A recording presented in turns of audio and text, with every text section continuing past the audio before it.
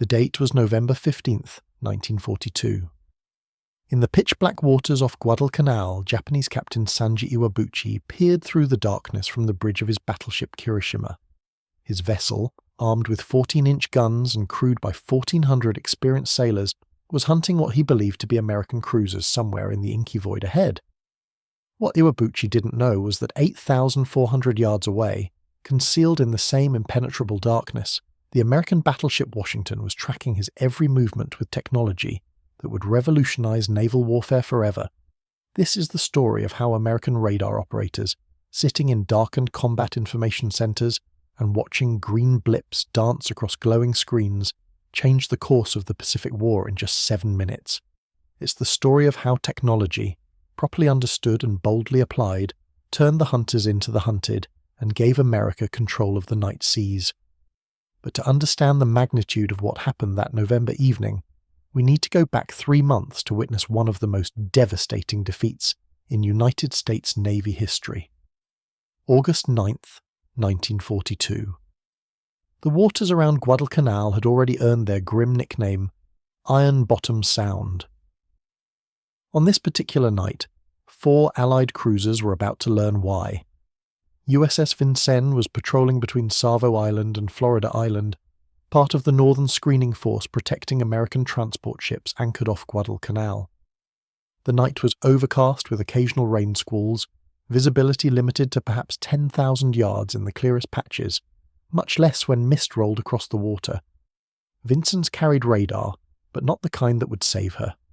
The CXAM air search system was designed primarily for detecting aircraft, using a wavelength that produced weak and unreliable returns from surface ships. The operators could sometimes see something on their scopes, but identifying exactly what they were looking at proved nearly impossible. The green traces that flickered across their screens might indicate enemy ships, or they might be phantom returns created by weather conditions or equipment malfunctions. At 1:55 in the morning, brilliant searchlights suddenly blazed to life across the dark water. 7 Japanese cruisers and 1 destroyer under Vice Admiral Gunichi Mikawa had penetrated the screening line completely undetected. Their searchlights now illuminated 3 American heavy cruisers caught in perfect firing positions like deer frozen in headlights. Captain Frederick Reef Cole, commanding Vincennes, hesitated for 5 crucial seconds. Those searchlights might belong to friendly ships. American vessels use searchlights too.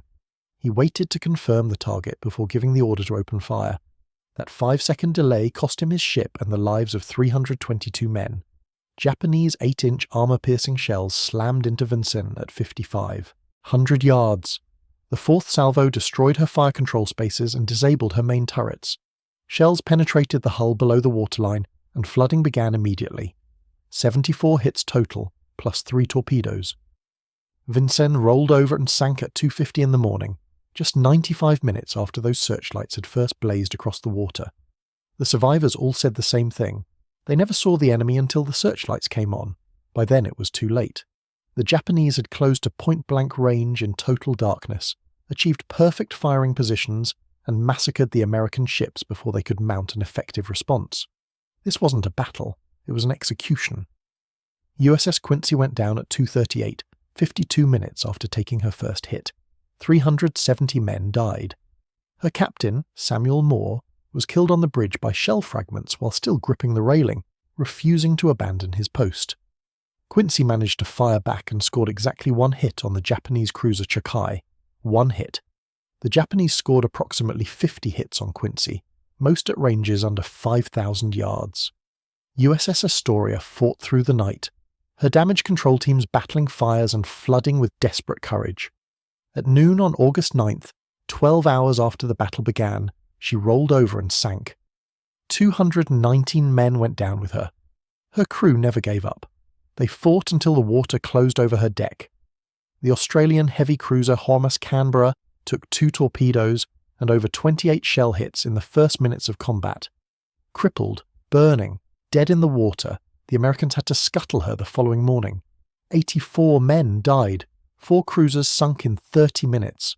Over 1,000 men dead. 1 American destroyer damaged. Total Japanese losses? 1 cruiser moderately damaged by a single 8-inch shell. The Battle of Savo Island represented the worst defeat in the history of the United States Navy. The problem wasn't courage. American crews had fought with desperate bravery. Damage control parties battled fires through the night while their ships died beneath them. Gun crews stayed at their stations even as the decks tilted toward the vertical. These weren't men who gave up easily. The problem wasn't training either. American gunners were well drilled, and their fire control systems were excellent. In daylight conditions, American ships could engage effectively at 20,000 yards. The Mark 8 fire control radar could provide accurate ranging when they could actually see their targets. When visibility wasn't an issue, they could hit what they aimed at. The problem was devastatingly simple. In the dark waters off Guadalcanal, American ships couldn't see Japanese ships until it was far too late. The Japanese, however, could see them perfectly. Japanese night optics were superior to anything the Americans possessed. Their lookouts trained intensively for night, operations using special optical devices that were carefully calibrated to pick out dark shapes against even darker backgrounds. Their tactics had been refined through years of practice. Close fast, achieve optimal firing positions, illuminate targets with searchlights, then open fire at close range with massed batteries. By the time the enemy realized they were under attack, half their ships would already be burning wrecks. The Americans had given this stretch of water its nickname for good reason. By November 1942, 16 Allied warships lay scattered across the bottom of Iron Bottom Sound. Cruisers, destroyers, transports. Most had been sunk at night. Most never saw what killed them. The ocean floor looked like a graveyard, carpeted with the twisted wreckage of American and Allied vessels. The Japanese owned the night. They moved through the darkness like phantoms, striking without warning and vanishing before effective retaliation could be organized. American commanders knew this, and the knowledge ate at them. How do you fight an enemy you cannot see? How do you protect your ships when the enemy can approach undetected and achieve perfect firing positions before you even know they're there? This was the tactical situation when Rear Admiral Willis Lee received command of Task Force 64 on November 14, 1942. His force consisted of just 2 battleships, Washington and South Dakota, plus 4 destroyers. Intelligence reported that a Japanese bombardment force was heading for Guadalcanal, and that force included the battleship Kirishima, 2 heavy cruisers, 2 light cruisers, and 9 destroyers. Lee was outnumbered more than 2 to 1 in total ships. His only advantages were armour, firepower, and something the Japanese didn't yet fully understand: revolutionary radar technology that could see through the darkness as clearly as the human eye could see in daylight. Willis Augustus Lee was 54 years old, born in Natchez, Kentucky on May 11, 1888. He'd graduated from the Naval Academy in 1908, but his reputation was built on something far more unusual for a naval officer. In 1907, at age 19, Lee accomplished something no American has achieved before or since. He won both the United States National Rifle Championship and the United States National Pistol Championship in the same year. He remains the only person in American history to accomplish that feat. This wasn't just recreational shooting. In 1914, during the Veracruz campaign in Mexico, Lee demonstrated his marksmanship under actual combat conditions. He deliberately exposed himself to draw fire from 3 enemy snipers, revealing their positions, then systematically shot all 3 at long range. His commanding officers took notice. This wasn't just a marksman. This was someone who understood ballistics at a fundamental level. At the 1920 Olympics in Antwerp, Belgium, Lee won 5 gold medals, 1 silver medal, and 1 bronze medal in various team shooting events. 7 total Olympic medals. He tied with teammate Lloyd Spooner for the most medals won by any athlete at those games, a record that stood for 60 years. Lee was the most decorated American athlete of the 1920 Olympics. But Lee never saw shooting as mere sport. He approached it as applied science. Ballistics was mathematics. Wind resistance, gravitational drop, barrel harmonics, projectile stability. All of it could be calculated, understood, and mastered through systematic study. He approached the 16-inch guns of a battleship exactly the same way he approached a rifle. They were precision instruments. If you understood the science completely, you could hit what you aimed at. Lee spent the 1930s working in the Navy Department on fleet training and modernization programs. He pushed relentlessly for better fire control systems and advocated for new optical rangefinders. He studied every technical innovation that might improve gunnery accuracy. When radar technology was introduced in the late 1930s, Lee recognized immediately what it represented. This wasn't just another incremental improvement to existing systems. This was genuinely revolutionary. Most naval officers in 1940 and 1941 viewed radar with deep suspicion. The technology was new, largely untested, and poorly understood by the average officer. The equipment was temperamental and required extensive operator training. The displays were difficult to interpret correctly.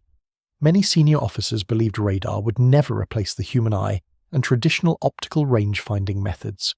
They saw it as an auxiliary system at best, useful for detection but not for primary fire control.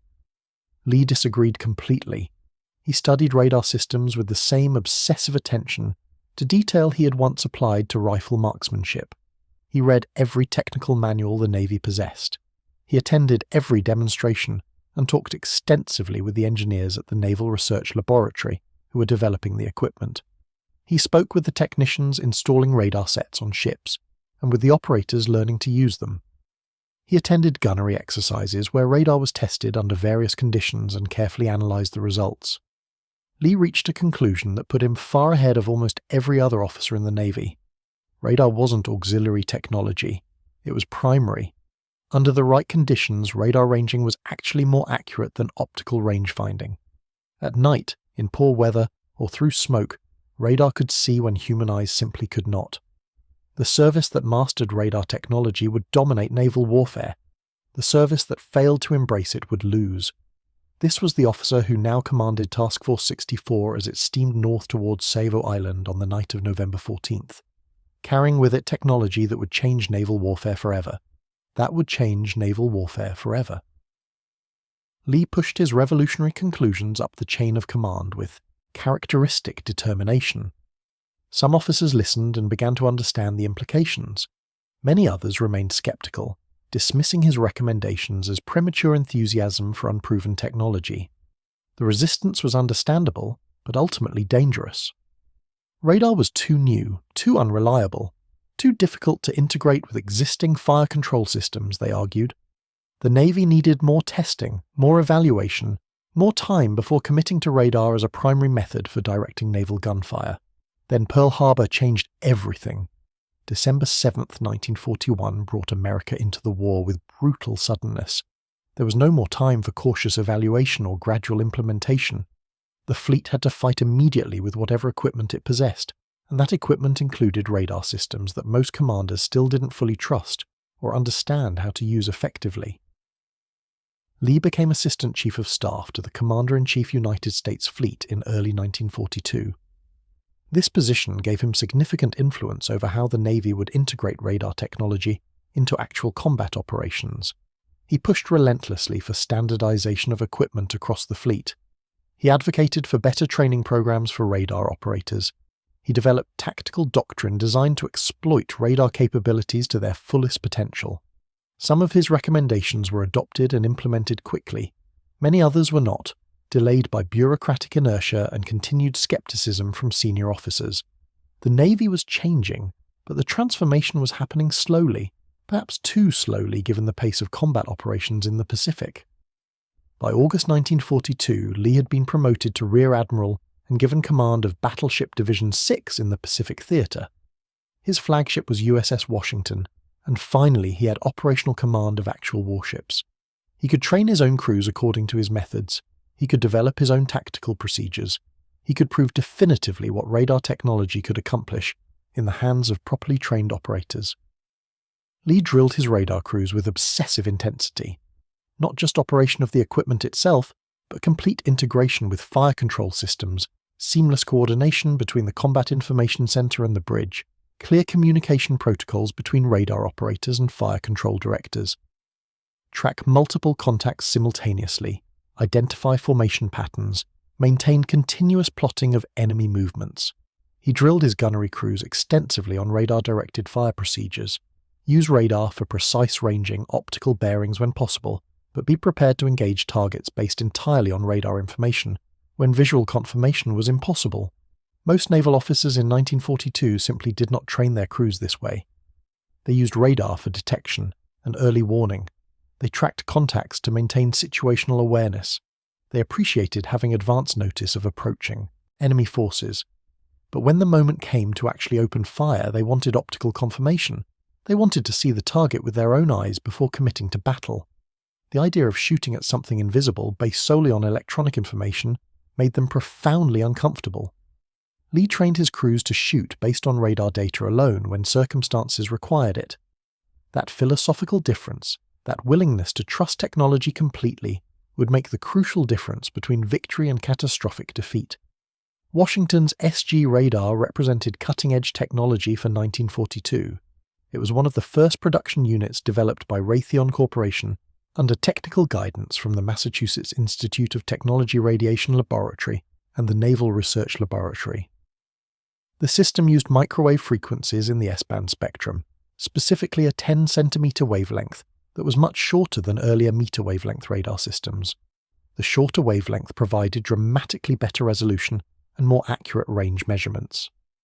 The SG incorporated British magnetron technology that had been brought to the United States by the TIZAD mission in 1940.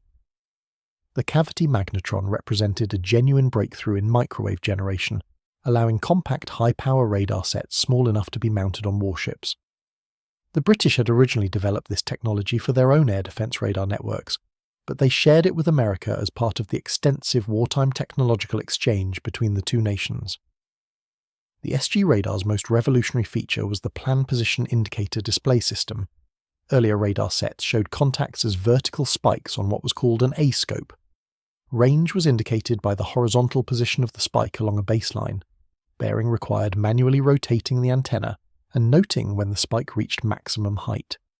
The system worked, but maintaining a clear tactical picture of multiple contacts moving in different directions proved extremely difficult for operators. The plan position indicator changed everything about radar operation. It displayed contacts on a circular screen with the ship positioned at the center.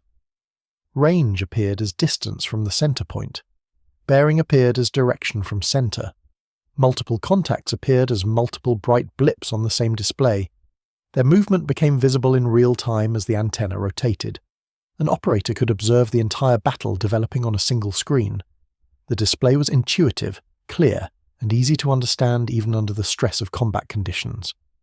The SG could detect a battleship-sized target at approximately 28,000 yards, a cruiser at 20,000 yards, and a destroyer at 16,000 yards.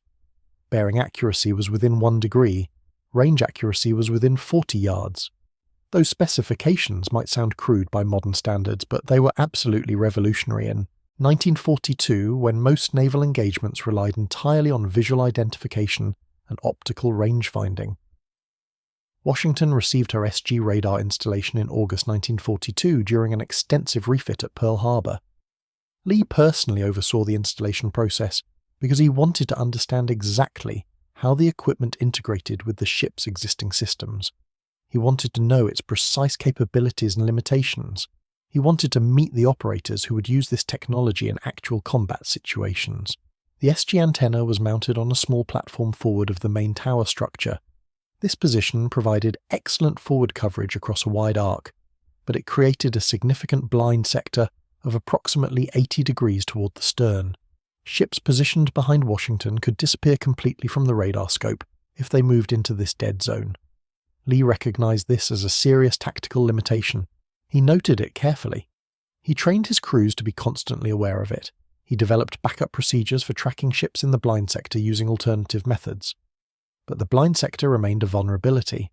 There was simply no perfect solution given the antenna placement and the ship's superstructure. Every technological advantage came with corresponding limitations that had to be understood and managed carefully. Lee drilled his radar crews continuously for 2 full months before Washington returned to combat operations. Track contacts at maximum range, identify ship types based on the size and characteristics of return signals, maintain accurate continuous plotting, communicate clearly with fire control and the bridge, trust the equipment completely, trust each other's professional competence. By November 1942, Washington's radar operators could read their scopes as clearly and confidently as most sailors could read a navigation chart.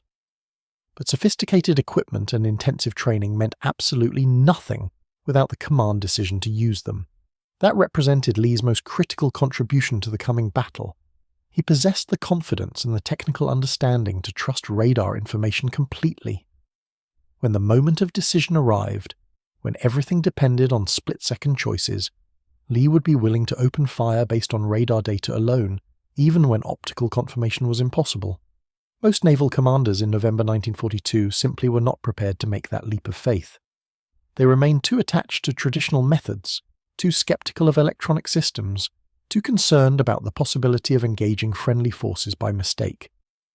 Lee had studied the technology thoroughly enough to trust it with his ship and the lives of his crew. On November 14th, Washington carried multiple radar systems representing the most advanced naval electronics available. One CXAM air search radar for detecting aircraft at long range, 2 Mark III fire control radars for directing the main battery, 4 Mark IV fire control radars for secondary armament, and most importantly, 1 SG surface search radar that would prove decisive in the coming engagement. The SG was the critical component that would allow Washington to fight effectively in total darkness. Microwave technology, 10 centimeter wavelength, developed by American industry using British innovations. The first production sets had gone to sea in April 1942. Washington received hers in August during her refit. The system could detect a battleship at 27,000 yards, a destroyer at 16,000 yards. More importantly, it displayed all contacts on the Revolutionary Plan Position Indicator, showing range and bearing simultaneously in an intuitive format that operators could read instantly. For the first time in naval history, a ship commander could observe an entire battle developing before his vessels, made visual contact with the enemy. Ships appeared as bright electronic blips whose movements were visible in real time. Formation changes, course alterations, speed variations, all became apparent immediately to trained operators watching their glowing screens. Lee had prepared his crew for exactly this kind of engagement through months of intensive drilling. His radar operators knew their equipment perfectly. His gunnery crews trusted radar information completely. His fire control directors could translate electronic data into accurate firing solutions. Everything was ready. The only question was whether the Japanese would provide an opportunity to demonstrate what American radar technology could accomplish in the hands of officers bold enough to use it without hesitation. That opportunity would come sooner than anyone expected. At 2200 hours on November 14th, the crew of USS Washington went to battle stations. The ship was steaming north towards Savo Island with South Dakota alongside and 4 destroyers screening ahead. Task Force 64 under Admiral Lee's direct command. Somewhere in the darkness beyond visual range, Japanese warships were approaching Guadalcanal with their own deadly mission. Intelligence had confirmed the composition of the enemy force. The battleship Kirishima led the formation, her 14-inch guns manned by veteran crews who had fought at Pearl Harbor and Midway. 2 heavy cruisers provided additional firepower, 2 light cruisers offered speed and maneuverability. 9 destroyers completed the strike force. Vice Admiral Hiroaki Abe commanded this powerful formation with orders to bombard Henderson Field and destroy American aircraft based there. The Japanese plan was methodical and proven. Approach under cover of darkness when American air power couldn't interfere, close to optimal bombardment range. Systematically destroy the airfield with concentrated naval gunfire. Withdraw before dawn brought American aircraft back into action. It was the same strategy that had worked repeatedly throughout 1942, giving Japan control of the night waters around Guadalcanal. But this time would be different. This time the Americans had technology that could see through the darkness as clearly as daylight. This time they had officers trained to use that technology without hesitation. At 23:30 hours, disaster struck Task Force 64 before the battle even began. South Dakota suffered a massive electrical malfunction. Every circuit breaker aboard the battleship tripped simultaneously. Total power loss. Her radar screens went dark. Her gun directors lost power. Her communication systems failed. Emergency lighting flickered on, casting eerie shadows throughout the ship. Power was restored within minutes through heroic efforts by the engineering department, but the SG radar remained inoperative. Critical components had been damaged during the power surge. South Dakota was now effectively fighting blind, reduced to visual identification in conditions where visual identification was nearly impossible. Washington was alone with functioning radar. If the Japanese made it past the destroyer screen, Lee's ship would be the only American vessel capable of tracking enemy movements in the darkness. The responsibility was enormous. Everything depended on the green blips dancing across Washington's radar screens and the men who interpreted them. Shortly before midnight, those screens began showing the first enemy contacts. Small, fast-moving blips appearing at the edge of detection range. Japanese destroyers moving at high speed toward the American formation. The radar operators called out ranges and bearings in calm, professional voices. Their training was showing. Despite knowing they were tracking enemy warships approaching for battle, they maintained perfect composure. Admiral Lee's voice came over the communication circuit. Steady and controlled. Track them carefully. Maintain continuous plotting. The contacts were closing rapidly, heading directly for Task Force 64 with obvious hostile intent. At 00:16 hours on November 15th, Washington's secondary batteries opened fire on the Japanese destroyer screen. 5-inch guns erupted in brilliant flashes that lit the darkness. Shell splashes threw up towering columns of white water. The battle for Guadalcanal had begun, and it would be decided by technology, training, and the courage to trust both completely. Within minutes, the engagement became chaotic. 3 American destroyers took hits from Japanese return fire. 2 absorbed torpedo strikes that crippled them instantly. 1 was destroyed outright by concentrated gunfire. The Japanese destroyer screen was cutting through the American pickets like a knife through paper, using their superior night fighting capabilities to devastating effect. Behind the destroyers, Washington's radar operators detected new contacts appearing on their screens. Larger blips representing heavier ships. They tracked them methodically, calling out positions as the enemy formation approached. Light cruiser Sendai with 3 destroyers moving fast from the eastern approach. Another group of contacts northwest of Savo Island.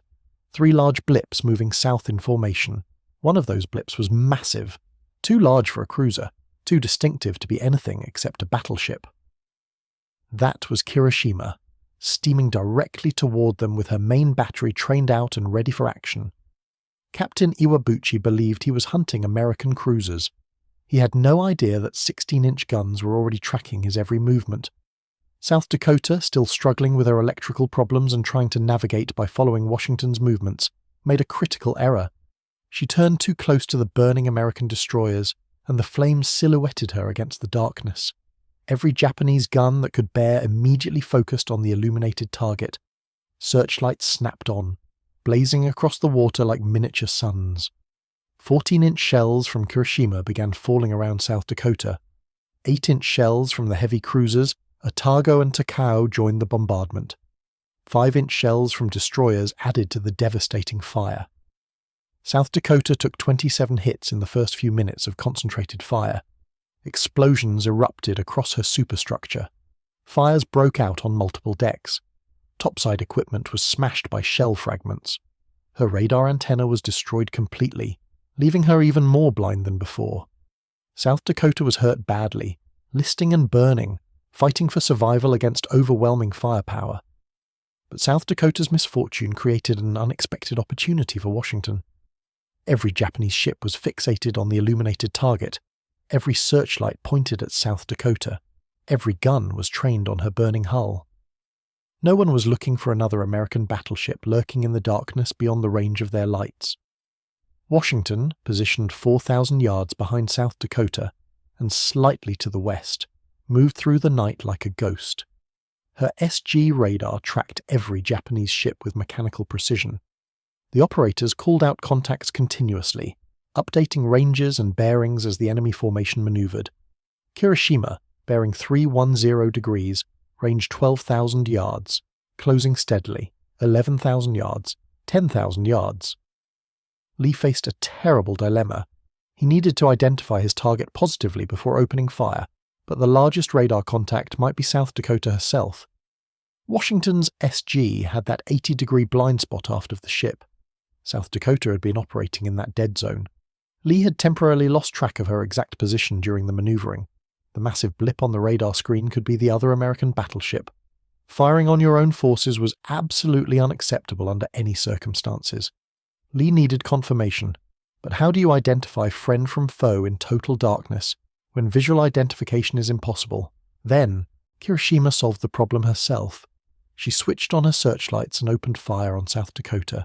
The brilliant beams cut through the darkness like swords, illuminating her pagoda mast and distinctive superstructure. There was no mistaking what she represented. Kirishima, Japanese battleship, enemy vessel, bearing 310 degrees, range 8,400 yards. Lee had his confirmation. More importantly, he had a perfect firing solution based entirely on radar data.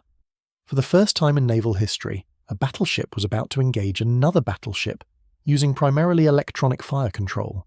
The age of blind night fighting was ending. The age of radar warfare was about to begin. Admiral Lee gave the order that would change naval combat forever. Open fire! At 0100 hours, Washington's 9 16-inch guns erupted in a thunderous salvo that shook the ship from stem to stern.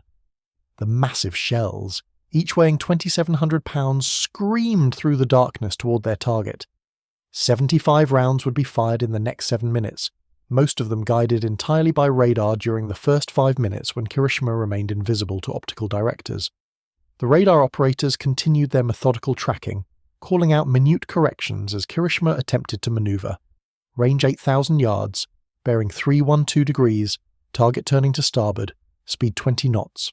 The information flowed seamlessly from the Combat Information Center to the fire control directors to the gun mounts. When Kirishima finally became visible through optical directors, the spotting officers reported something remarkable. The radar had been exactly on target from the beginning. The shells were already hitting with devastating accuracy.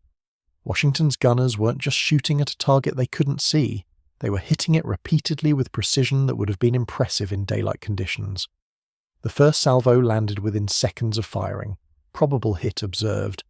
The second salvo definitely struck home. Observers saw brilliant flashes on Kirishima's superstructure as armor-piercing shells penetrated and exploded inside the ship. The third salvo hit forward, causing a massive explosion and starting fires that could be seen for miles. Washington's fire control was tracking perfectly. The radar ranging was providing accuracy that exceeded anything previously achieved in night combat. The shells were falling exactly where the electronic systems indicated the target should be. Decades of theoretical development and months of intensive training were proving themselves in 7 minutes of actual combat. Kirishima tried desperately to turn away from the devastating fire, but it was already too late. Washington's 16-inch shells were designed to penetrate the heaviest armor and explode deep inside enemy ships. Each one struck with the kinetic energy of a locomotive traveling at full speed. They punched through deck armor, bulkheads, and turret faces like they were made of cardboard. Between 9 and 20 major caliber hits, plus approximately 45 secondary battery hits, systematically destroyed Kirishima's ability to fight or maneuver. Her steering gear was wrecked by direct hits. Her rudders jammed hard over, making controlled movement impossible. Fires broke out in multiple compartments. Secondary explosions followed as ready ammunition detonated. Her forward magazines had to be flooded to prevent a catastrophic explosion that would destroy the entire ship. Seawater poured in through shell holes below the waterline. She developed an increasingly severe list to starboard that threatened to capsize her completely. Captain Iwabuchi tried everything his training and experience could suggest. He attempted to beach the ship, using engine power alone to steer since the rudders no longer responded. The engines failed to provide adequate control. He sent divers to the steering compartments to manually repair the damaged equipment. They couldn't penetrate the jammed watertight doors or survive the intense heat in the flooded spaces below. The temperature in the lower compartments exceeded 113 degrees Fahrenheit. Ventilation systems had failed. Smoke filled the engineering spaces, making them uninhabitable. The engine rooms had to be abandoned as fires spread, and structural damage made them unsafe. Kirishima was dying, and her captain knew it. The ship was rolling from side to side with each wave. Every movement was more severe than the last. The starboard list was increasing steadily. She was going to capsize within minutes unless something miraculous happened. Captain Iwabuchi made the decision that every naval officer dreads. He ordered the Emperor's portrait transferred to the destroyer Asagumo to preserve it from the approaching disaster. Then he gave the command that no captain ever wants to give: abandon ship. Prepare to transfer the crew to escorting destroyers. At 03:25 hours on November 15, 1942, the Japanese battleship Kirishima rolled completely over to port, capsized, and disappeared beneath the dark waters 7 miles northwest of Savo Island. 212 crewmen went down with her, trapped in compartments that flooded too quickly for escape. Captain Iwabuchi and 1,098 survivors were rescued by the destroyers Asagamo, Teruzuki, and Samidare. The entire engagement had lasted exactly 7 minutes. Washington had fired for 7 minutes. Kirishima had survived for 7 minutes after the first American salvo. Then she was gone, taking her place among the wrecks that gave Iron Bottom Sound its grim nickname. This represented the only battleship versus battleship action in the entire Pacific War. More significantly, it was the first time in naval history that a battleship had been sunk primarily by radar-directed gunfire. American technology had accomplished what seemed impossible just months earlier. A ship fighting in total darkness had tracked, engaged, and destroyed an enemy battleship at a range of 8 miles without ever seeing the target until the final minutes of combat. Washington emerged from the battle completely untouched. Not a single hit. The Japanese had never known she was there until her guns opened fire. By then, the outcome was already determined. Admiral Lee would file his report to Admiral Chester Nimitz the following day, and one paragraph would summarize everything that had changed about naval warfare in those 7 minutes. The report was precise, technical, and devastating in its implications. Lee described the engagement ranges, the radar tracking procedures, the gunnery performance statistics. Then he added the assessment that would echo through naval circles for decades to come. American superiority in this engagement was due almost entirely to radar technology. Without it, Washington would have been just another ship fighting blind in the darkness, destined for the same fate as Vincennes and Quincy and Astoria 3 months earlier. Lee wasn't exaggerating the significance of what had occurred. American radar had fundamentally altered the balance of naval power in a single engagement. Without electronic eyes piercing the darkness, Washington would have faced the same tactical nightmare that had destroyed 4 cruisers at Savo Island. She would have been reduced to visual identification in conditions where visual identification meant certain death. With radar, everything changed. Washington could track every enemy ship, know their exact positions, calculate precise firing solutions, and deliver devastating accurate fire in total darkness from distances that seemed impossible. This wasn't superior seamanship or better training. This was revolutionary technology properly understood and boldly applied by officers who trusted their instruments completely. But here's what most naval historians overlook about the Battle of Guadalcanal. Radar technology wasn't brand new in November 1942. SG surface search sets had been operational since April. Multiple American ships carried similar equipment. Other vessels possessed comparable electronic capabilities. The technology existed and was available to any commander who wanted to use it effectively. The critical difference was philosophical, not technological. Most naval officers in late 1942 used radar for detection and early warning. They tracked contacts to maintain situational awareness. They appreciated having advance notice of approaching threats. But when the moment came to actually engage targets, they demanded optical confirmation. They insisted on seeing enemies with their own eyes before committing to battle. This reluctance was understandable given naval traditions stretching back centuries. Visual identification had always been the foundation of tactical decision-making. The idea of shooting at invisible targets based solely on electronic information challenged everything officers had learned about combat command. Mistakes in target identification could result in firing on friendly forces, an unforgivable sin in naval warfare. Lee was fundamentally different.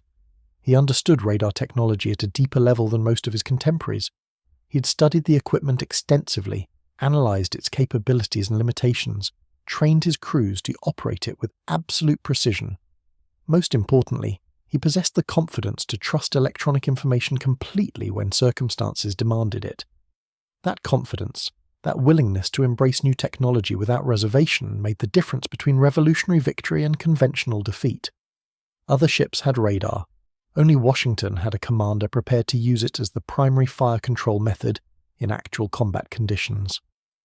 Word of Washington's achievement spread through the Pacific Fleet with remarkable speed. Within 24 hours, every naval officer from Hawaii to Australia had heard about the battleship that fought in total darkness and destroyed an enemy capital ship without sustaining a single hit. The implications were staggering and immediate. In 7 minutes on a dark November night, Admiral Willis Lee and the crew of USS Washington changed naval warfare forever. They proved that technology, properly understood and boldly applied, could overcome centuries of tactical tradition. They showed that radar wasn't just another incremental improvement, but a revolutionary capability that would determine who controlled the seas. From that moment forward, the Japanese could no longer rely on superior night fighting skills to dominate the Pacific darkness. American electronic eyes had pierced the night, and the hunters had become the hunted.